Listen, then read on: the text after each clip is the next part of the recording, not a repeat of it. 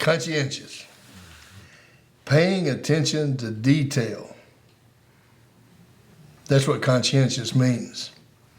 Og Mandingo said, one of the greatest undiscovered joys of life comes from doing everything one attempts to do to the best of one's ability. There's a special sense of satisfaction, a pride in surveying such a work which is rounded, full, exact, complete in its parts, which the superficial person who leaves his or her work in a slovenly, slipshod, half-finished condition can never know. It's the conscientious completeness of this work that turns it into an art. It is the being conscientious about what you do. I am so proud of my grandson. My grandson actually, I'll brag about him, was an All-American football player at Harding University and has done extremely well. And he came and lived with us for a couple of years when he graduated from high school and ran into some difficulties, and he overcame those difficulties. But when he first moved in with us, I was a little bit worried about him because he had gotten into some trouble and some things had happened. And one of the first things he did was he backed the truck through a ditch, and he caused some really ruts in the neighbor's yard. And so it really drove me crazy. And the neighbor really had nearly a heart attack, and he said, I want that boy to fix those. And I said, okay. And so he got out there. Now, he had never worked really in the yard and doing things like that. And he got out there, and with a shovel and just tools, he took, and it was a complete day of putting dirt in there and panning it out.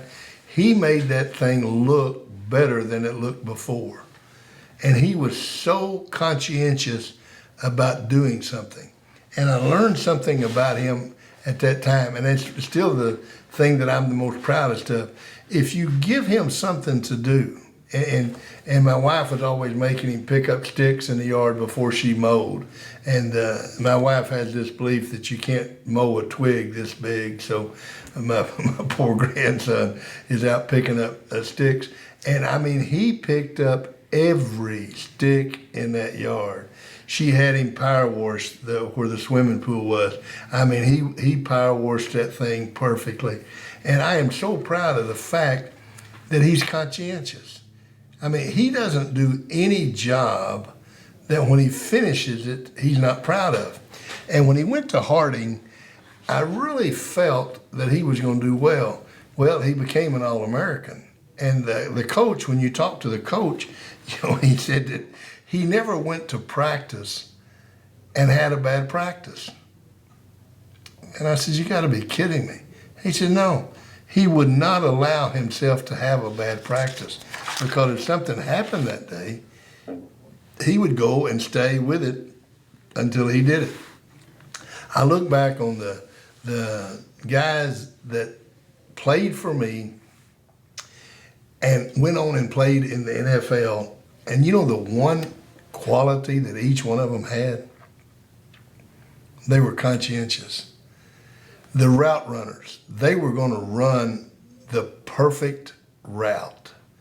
And they would stay after practice to run the perfect route. The quarterbacks, they wanted to know. You know, the easiest guy to coach for me was a kid named David Haynes, who was the most conscientious quarterback I ever had. And he would say, Coach, I don't understand what you're saying, start over. Because he wanted to make sure he understood the details. He wanted to know the details of every play that we ran so he could run it correctly. The ones that went on and played in the NFL that punted and kicked and did the things like that, they all were the most conscientious people about stepping and doing things.